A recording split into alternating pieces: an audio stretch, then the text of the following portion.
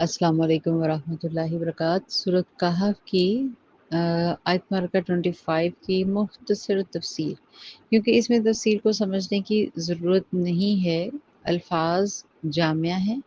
और जब कुरान की बात आ जाए तो हक और सच के आगे सिर्फ सर तस्लीम। तो बिस्मिल्लाहिर्रहमानिर्रहीम। वलबिथू, और अहले किताब में से, वलबिथू कहते हैं, फी इसमें, कहफिहिम वो ठहरे कहफ के अंदर, सलासा मिअतिन अपने गार में, सलासा 300 सीनीना साल, वज़दादू और ज़्यादा किए, तिस्आ उसने उस पर 9 साल। देखिए, अब ये लफ्ज़ी मानी से ही समझ आ रहा है कि बात मुख्तसर तरीन ख़त्म कर दी गई है कि असहाबे कहफ जो थे, अल्लाह ताला मतलब हम खुद से क़यास राइयाँ उल्टी सीधी ना लगाएं। अल्लाह ताला ने क्लियर कट यहाँ पे लिख दिया कि वहाँ पे वो उनको मैंने 300 साल तक ज़िंदा रखा और उसके ऊपर बढ़ा दिए कितने साल? 9 साल ऊपर। अच्छा, कितना खूबसूरत कुरान है। 1000, 100, 500, 1, 2, 3, 4, 10, 20, ए टू ज़ी गिनती यहाँ पर कुरान पाक में, सूरह कहफ में नहीं, ऑल पूरे कुरान में तमाम गिनती मौजूद है। हर शमसी और कमरी बात मौजूद है। दुनिया और ज़मीन की हर बात मौजूद है। सुभान अल्लाह।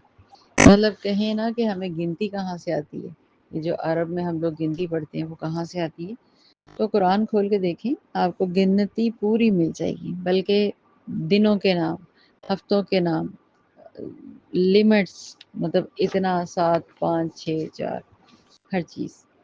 तो यहाँ पे असल में असहाबे कहफ के गार में कितनी मुद्दत ठहरने का जिक्र आया है।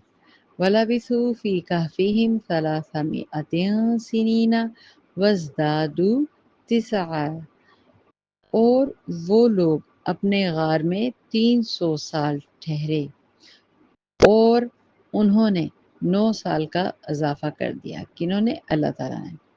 अल्लाह रब्बुल इज़्ज़त ने असहाबे कहफ के गार में ठहरने की मुद्दत बिल्कुल खबरी तरीके से मुकम्मल कर दी और इसमें सोने से जागने तक यानी टोटल क्या टाइम हुआ?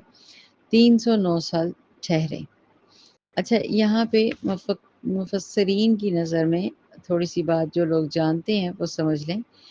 300 साल शमसी होते हैं, 300 साल शमसी होते हैं और 309 साल ये कमरी साल हैं, क्योंकि हर शमसी सदी में 3 कमरी साल बढ़ जाते हैं।